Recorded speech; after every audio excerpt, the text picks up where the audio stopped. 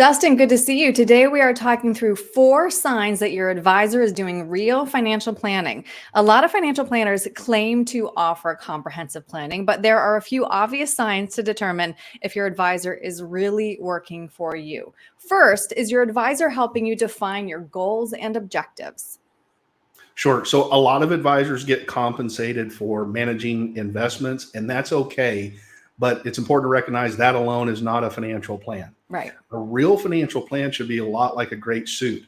And we know that we don't get a great suit by buying one off the rack. We get a great suit by having it custom tailored so that it fits well and feels great for the consumer. The best advisors I know have the ability to do one thing very well, and it's not picking investments. They've got the ability to be quiet and truly listen to their clients. Mm, And we want to listen to our clients to really find out what's important to them. And we also want to learn what their top concerns and worries are, because we want to build a financial plan, if we can, that's going to alleviate some of those concerns and worries so we can unburden that client. right. Good point. I've heard before if your advisor is just talking about investments, it's time to get a new advisor. All right. A real financial planner will gather details on your assets, liabilities, income, and expenses. Yeah, if your advisor is looking only at your investments, unfortunately, they're missing a big part of the picture. Right. We're all trading the same markets, so there's only so much efficiency to be found in picking investments. But in many cases, there can be a lot of efficiency found in helping clients reduce taxes, Right. reduce expenses, reduce opportunity cost. That means starting with a real plan and first having that conversation about what's truly important for the client, and then doing some fact finding, gathering some of the numbers, and doing that in a very thorough way. hmm Next, of course, a good financial planner will help you determine when you should be claiming Social Security. Right. So Social Security is going to be some of the most valuable income you're going to get in retirement. Right. And that's because it's the only income you're going to receive that is truly indexed to inflation. The hmm decisions you make about when to claim Social Security are going to impact how sustainable your retirement income is. It's going to impact how you're able to deal with rising prices. It's going to impact, in many cases, in a big way, your taxes. Uh, and also, how secure your spouse is if you predecease them. Right. Now, these are decisions when you claim Social Security, that's a decision that shouldn't be made in a vacuum. The only way to get that decision right is to make that decision as part of your overall plan.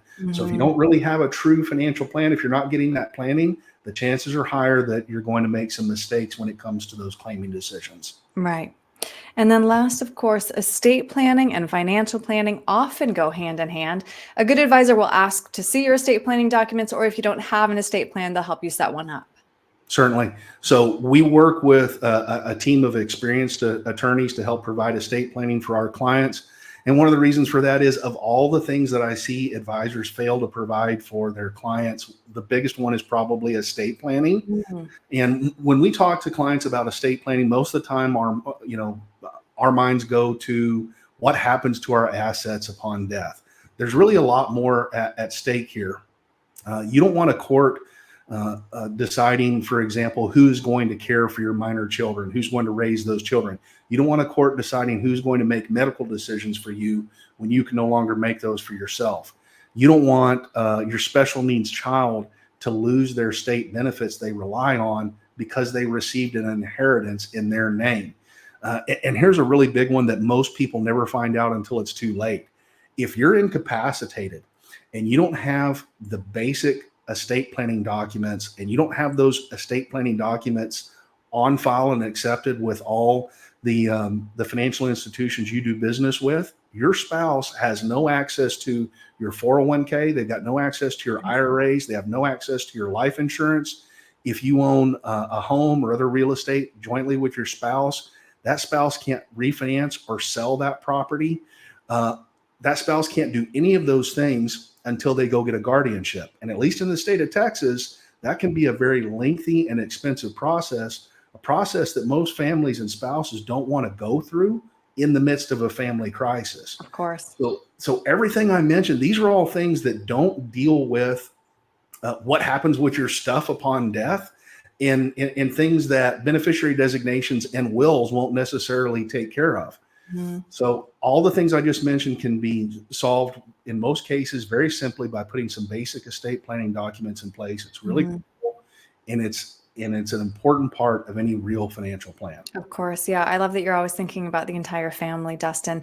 And I think a lot of people are going to watch this video and have their eyes open that maybe they weren't getting the planning they thought they were. So if somebody would like to come to you for a second opinion or to learn more, what's the best way to reach you? They can text me a question at 830-476-2505 or reach out on the website to book a free chat at longlivemymoney.com. Perfect. Dustin, thank you very much. Thanks, Aaron.